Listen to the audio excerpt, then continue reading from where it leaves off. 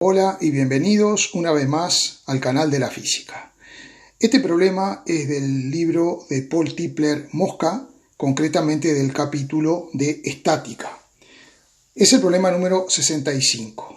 Dice así: un cubo de masa m se apoya contra una pared sin rozamiento, formando un ángulo θ con el suelo, como indica la figura. Determinar el coeficiente de rozamiento mínimo estático entre el cubo y el suelo que permite que el cubo permanezca en reposo. Entonces el libro nos ofrece este dibujo, pero si nos ceñimos a este dibujo, encontraremos que este dibujo es bastante inapropiado y que presta lugar a confusión. Vamos a aclararlo. Bien, les comentaba que si nos ceñimos al dibujo, parecería, a lo mejor a ustedes no, pero a mí sí, me parece que si yo trazara una recta aquí, prácticamente, puedo estar equivocado, prácticamente esta recta me queda paralela al suelo, ¿no? Entonces parecería que la forma en la que está puesta el cubo sería esa que estamos indicando, ¿no? Y si nosotros trazáramos una recta por aquí perpendicular, esa recta parecería que está justamente perpendicular al suelo, ¿verdad? Digo que parece, porque a lo mejor ustedes lo interpretan de otra forma.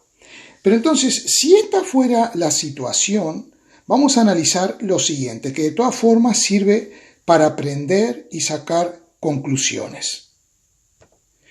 Considerando el cubo como un sólido rígido, con su masa distribuida uniformemente, este punto podría representar el centro de masa del cubo en el centro del cubo, el centro geométrico del cubo, no en el centro de esta cara externa, no. Bien, entonces, ¿qué fuerzas podríamos representar? Podríamos representar la fuerza de atracción gravitatoria, o peso, ¿verdad? Vertical y hacia abajo, vamos a ponerle el nombre, peso. Por otro lado, tendríamos aquí abajo que el piso ejercería una fuerza normal. Vamos a dibujarla en otro color, porque si no ya se nos va a superponer con el dibujito que teníamos ahí. Vamos a poner la normal N. Bien, por otro lado, si el cubo está apoyado contra la pared, existirá una fuerza normal hecha por la pared sobre el cubo, que la vamos a dibujar así, y le podríamos llamar, por ejemplo, N'. Entonces, nosotros sabemos que para que ese cubo esté en equilibrio, una de las condiciones que se tiene que cumplir es que la sumatoria de todas las fuerzas que actúan sobre el sólido rígido tiene que ser cero.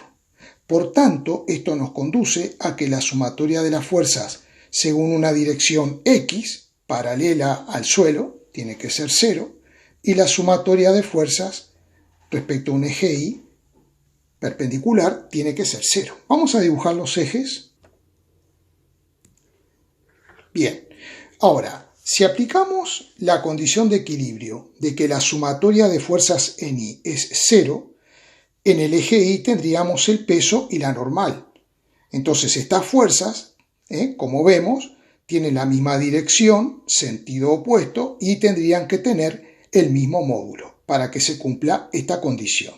Pero luego en el eje X, esta normal vemos que no está equilibrada.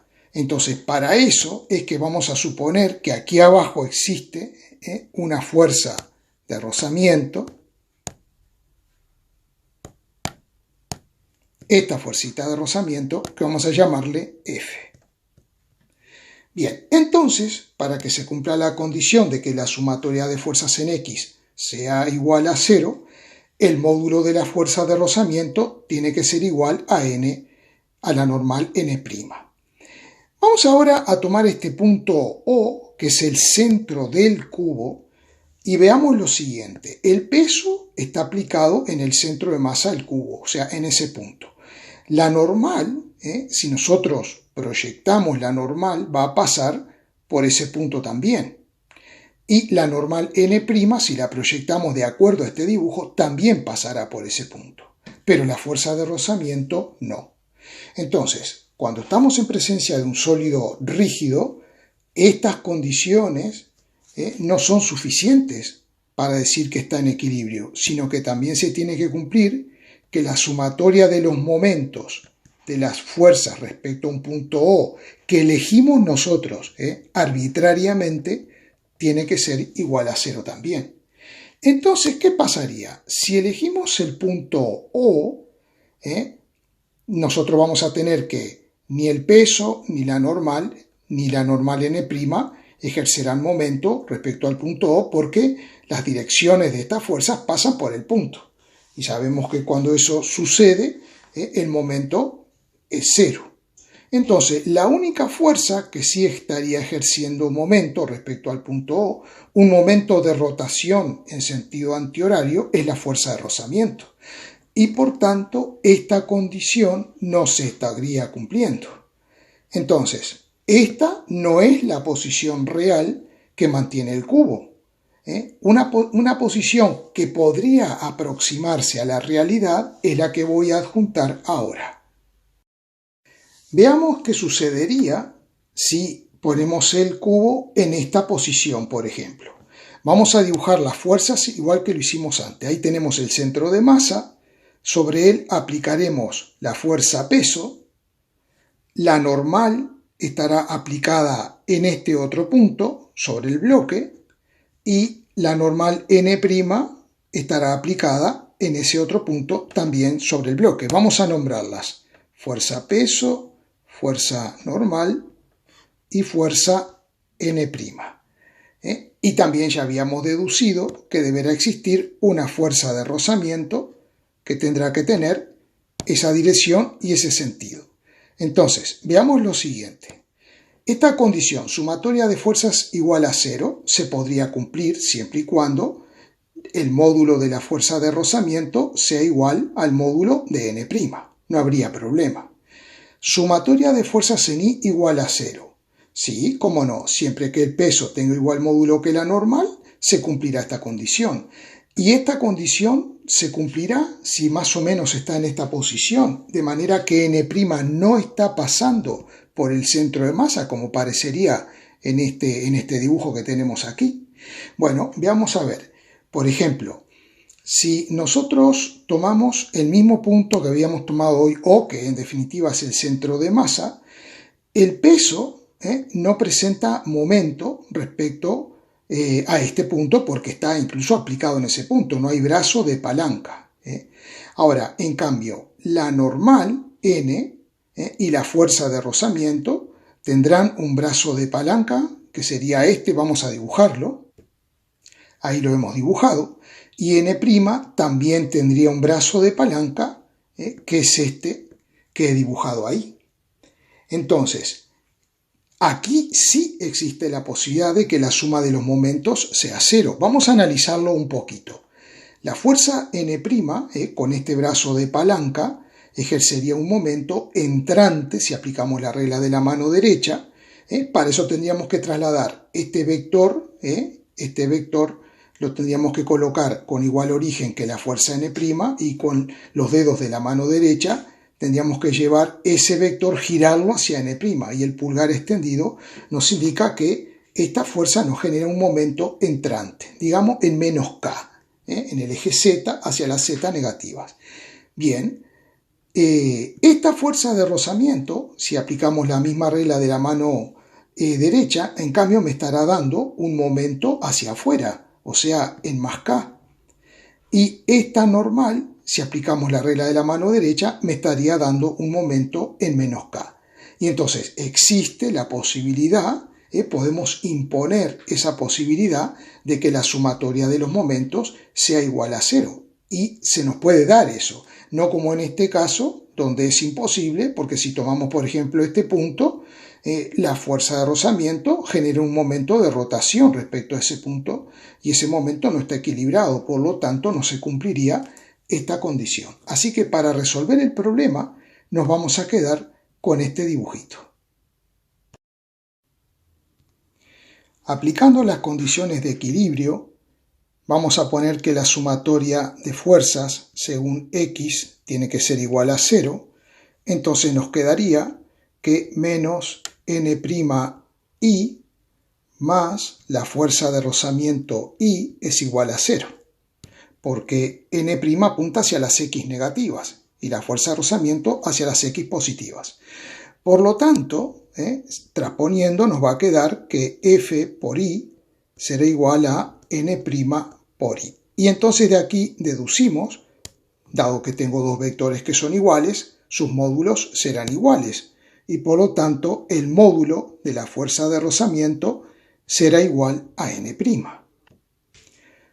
Por otro lado, si analizamos la sumatoria de fuerzas en el eje Y y las igualamos a 0, en el eje Y tenemos el peso apuntando hacia las Y negativas, entonces pondremos menos P multiplicado por el versor J y la normal N que apunta hacia las Y positivas, entonces ponemos más NJ igual a 0. Nuevamente transponemos y nos va a quedar N por J igual a P multiplicado por J. Y aquí deduciremos que el módulo de N tiene que ser igual al módulo del peso. Así que ahora nos vamos a quedar con estos dos resultados. Aplicamos la otra condición de equilibrio, que implica que la sumatoria de los momentos de las fuerzas respecto a un punto O tienen que ser igual a 0.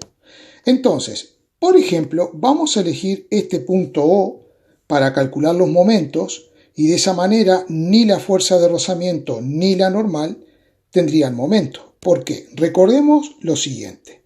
El momento de una fuerza respecto a un punto O se calcula como el producto vectorial de R por la fuerza, donde R es el vector que va desde el punto, por ejemplo, si fuera este, ¿no? Desde el punto donde estamos queremos calcular el momento hasta donde está aplicada la fuerza. Que estos trazados de R los hicimos cuando pensamos calcular los momentos respecto a este punto, ¿no? Al centro de masa. Pero si ahora queremos calcularlo respecto al punto O, entonces R cambiará. R será el brazo de palanca. Hay casos en los cuales para calcular el momento de la fuerza podemos calcular el módulo fácilmente de esta forma. El módulo será el módulo de R por el módulo de la fuerza por el seno del ángulo, vamos a ponerle delta, que forma R con la fuerza. En caso de que el ángulo sea fácilmente identificable y podamos calcular el módulo del momento, lo vamos a hacer así. Y si no, también tenemos la forma vectorial utilizando los versores I, J y K para calcular el momento. En esta ocasión vamos a hacerlo de esta forma, que será mucho más fácil. Ahora vamos a trabajar un poquito con esta expresión. Sabemos que el orden de los factores no altera el producto. Por lo tanto, yo lo que puedo hacer es poner esto de esta forma. Módulo de F por R por seno de alfa.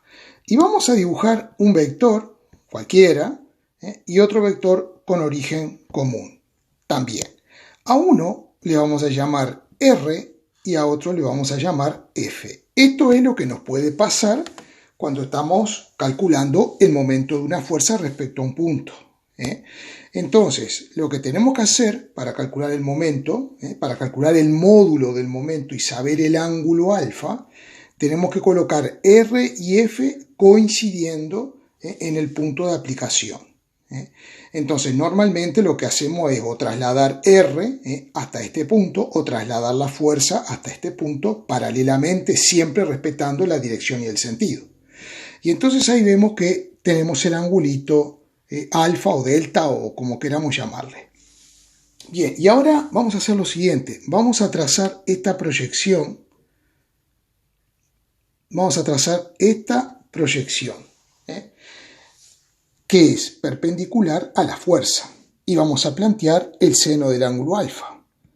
seno del ángulo alfa será igual a ¿qué? Al cateto opuesto, que vamos a llamarle D, dividido la hipotenusa, que es R.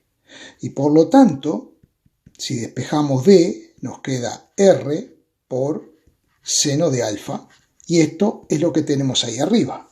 Así que en definitiva, el momento de una fuerza respecto a un punto podemos calcularlo de la siguiente forma, multiplicando simplemente la fuerza por D, donde D es justamente la distancia perpendicular,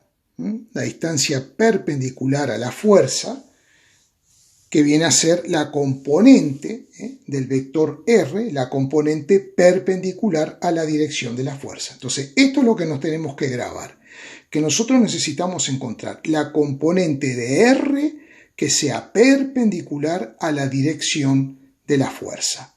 En nuestro caso, hemos decidido tomar los momentos respecto al punto O, y por lo tanto ya no nos hemos quitado de encima la fuerza de rozamiento y la normal, porque no van a tener momento respecto a este punto, ya que no tienen R, no tienen brazo de palanca. Y ahora vamos a trazar el brazo de palanca R con respecto al peso y con respecto a la normal. Este es el brazo de palanca con respecto al peso y este será el brazo de palanca con respecto a la normal. Y ahora tendremos que encontrar la componente de R, vamos a ponerle R del peso, ahí se lo hemos puesto, R del peso y R de la normal, N'. Bien, ¿qué es lo que tengo que hacer? Encontrar la componente de RP perpendicular a la dirección de la fuerza peso. Entonces lo que nos conviene hacer es prolongar la dirección de la fuerza peso, vamos a prolongar hasta ahí más o menos, y encontrar la componente de R perpendicular a esta dirección. Y entonces vemos que lo podemos hacer muy fácilmente. Hacemos así, y este trazado, que lo voy a poner con otro color, aquí con color lila, esta es la componente perpendicular que nosotros le vamos a llamar D. Vamos a llamarle D sub P. Tenemos que ver cómo encontramos esta distancia D sub P. Entonces, para eso tengamos en cuenta que R sub P es la mitad de una diagonal. Y la diagonal del cuadrado ya sabemos cómo calcularla. Raíz cuadrada de lado al cuadrado más lado al cuadrado. Esta es la mitad de ese resultado. Bien, pero también necesitamos ángulos. Necesitamos este angulito y necesitamos este angulito de aquí abajo, el que estoy marcando en negro, pero este angulito me lo da el problema. Es el angulito ¿cuál? Tita. Y este otro es muy fácil de ver. Si esta figura que tengo aquí es un cuadrado, la diagonal divide el ángulo de 90 grados en dos ángulos de 45 grados. Por lo tanto, este angulito es 45 grados. Entonces, si nosotros planteáramos el coseno de 45 grados más tita, el coseno es D sub P dividido la hipotenusa, que es R sub P. Y de ahí podemos calcular D sub P. Vamos a ver cómo podemos hacerlo. Bien, aquí lo hemos escrito, hemos despejado la distancia D sub P, que es la que tenemos que colocar aquí, y ahora tenemos que ver cómo calculamos R sub P. Habíamos dicho que es la mitad de la diagonal.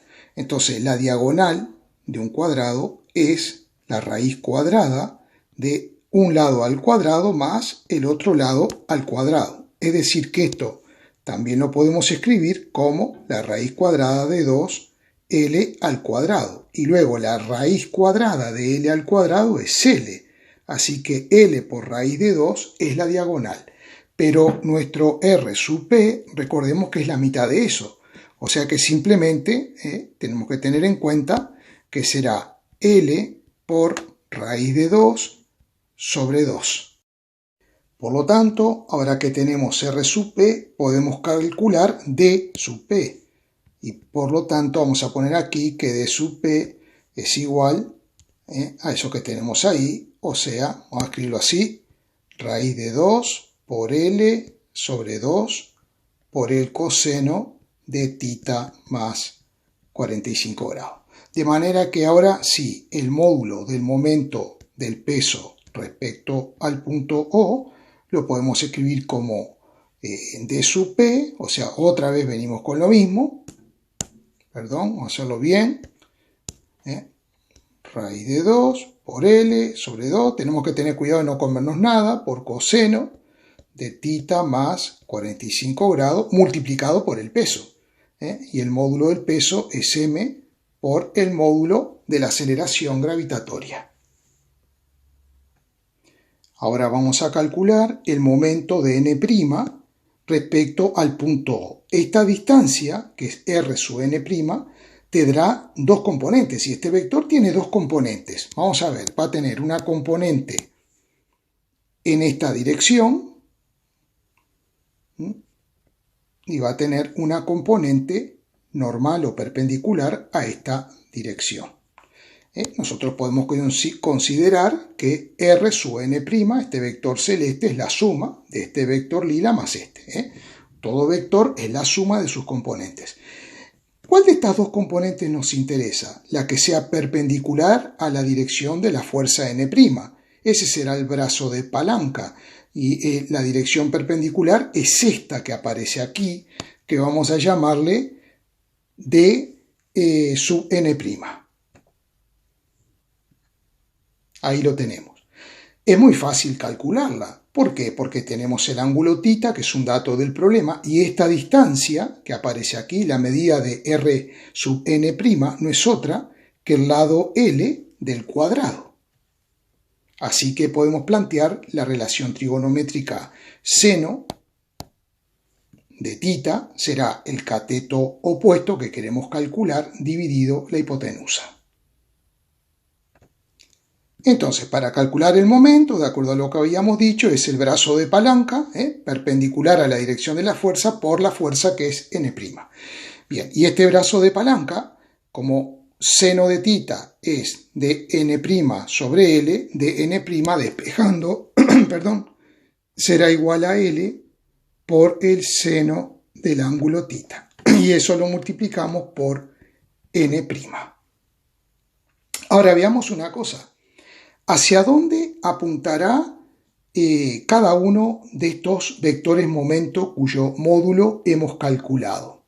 Bueno, veamos lo siguiente. Si nosotros aplicamos la regla de la mano derecha, en el caso del peso, vamos a hacerlo así.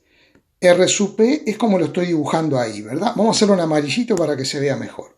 Vale, ese sería el R sub P. Este vector es este, ¿vale? Bien, y el peso apunta hacia abajo, vertical y hacia abajo. También lo voy a dibujar así nomás, ¿vale? Y entonces ahí tenemos R sub P y este es el peso. Bien, ¿cómo hacemos para determinar el sentido del vector momento? Pues la regla de la mano derecha implica que nosotros con los dedos tenemos que llevar este vector, es decir, girarlo hasta la dirección de P con los dedos de la mano derecha, y el pulgar extendido nos indicará para dónde apunta este vector momento. Y como vemos, el vector momento, en este caso, apuntará hacia adentro. Ese es el momento del peso respecto a O. Como apunta hacia adentro, hacia donde está el eje Z, los valores negativos de Z, al cual lo identificamos con el versor K, entonces sabemos que este vector estará en menos k. Es decir que el momento, este vector momento, tendrá un módulo, que es el que nosotros hemos calculado, pero está en la dirección negativa del eje z. Por eso será un menos el módulo por el versor k. Y ahora vamos a ver qué pasa con el momento de n'. Vamos a hacer el mismo dibujito. O sea, vamos a tener que el brazo de palanca, el que llamamos R sub n', este celestito, más o menos va a ser así.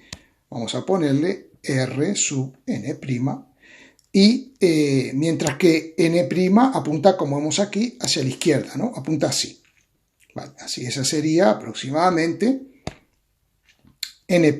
Bien, si aplicamos la regla de la mano derecha ahora, y queremos llevar este vector, girarlo con los dedos hacia donde se encuentra n', si queremos hacer esto, entonces el pulgar ¿para dónde apunta? Para afuera. Quiere decir que el vector momento de n' respecto al punto O es saliente, o sea, apunta hacia las zetas positivas.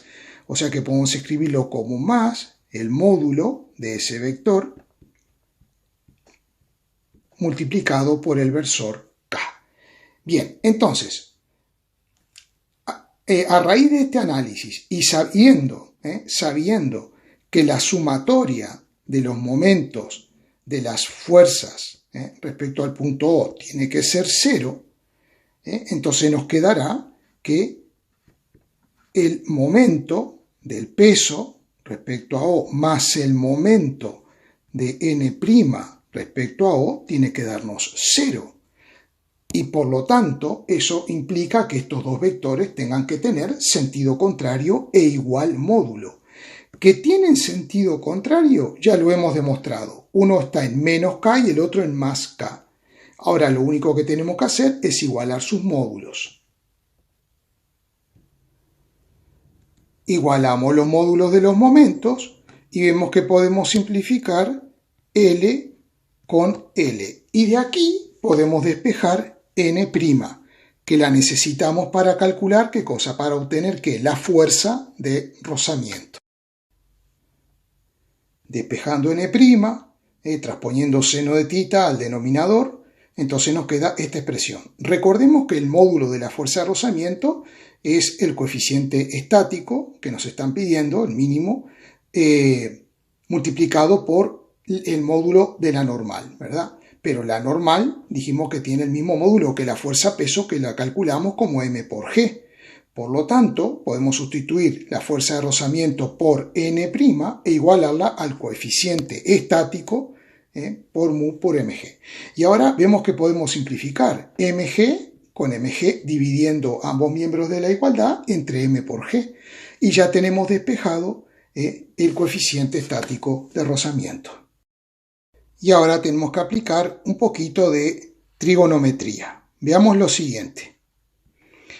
Vamos a escribir raíz de 2 multiplicado por una propiedad trigonométrica, el coseno de tita más 45 grados lo puedo escribir como el coseno de tita por el coseno de 45 grados menos el coseno de tita, menos el seno de tita,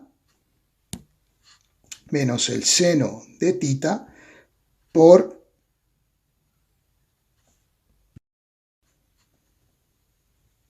el coseno de 45 grados. Todo esto dividido entre 2 por el seno de tita.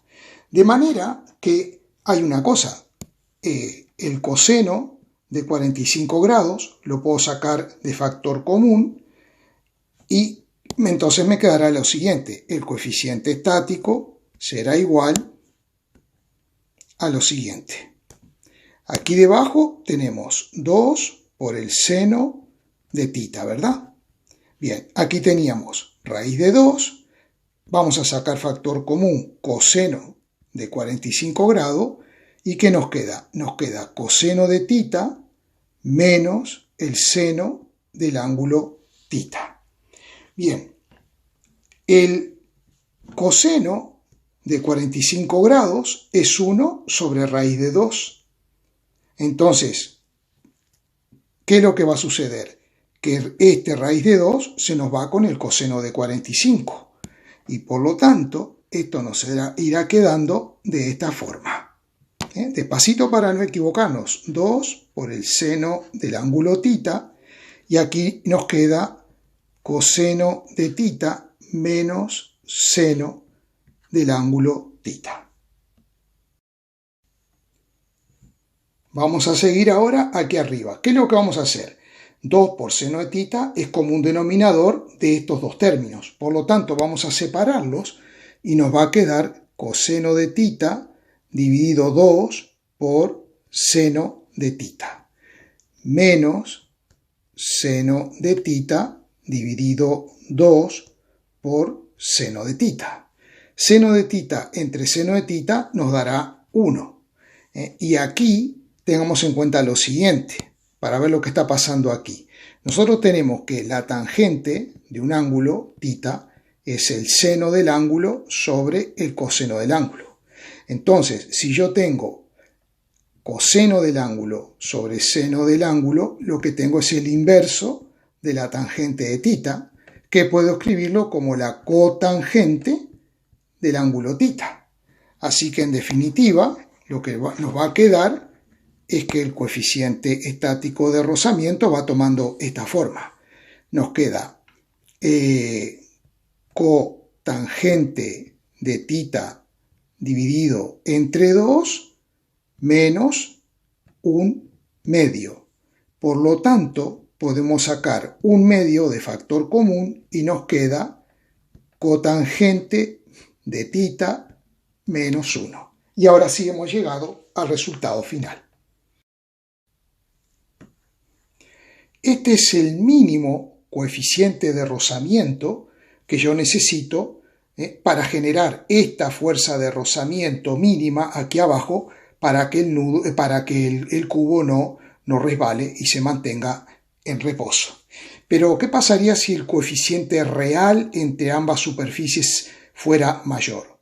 Bueno, si el coeficiente real fuera mayor, mejor para nosotros, porque yo podría tener una fuerza de rozamiento mayor que con este coeficiente. Pero sin embargo, no hará falta, porque yo, teniendo esta fuerza de rozamiento, ya con esta fuerza de rozamiento, yo logro que el cubo permanezca en reposo. Bueno, estoy muy agradecido a los suscriptores que me ayudan y que valoran mi trabajo, que son altruistas. Saben que con esto el canal puede crecer y llegar a más compañeros que necesitan estos conocimientos. Y si les ha gustado el vídeo, me podrían dar un like, que también ayuda muchísimo al canal. Todo eso es gratis. Muchísimas gracias.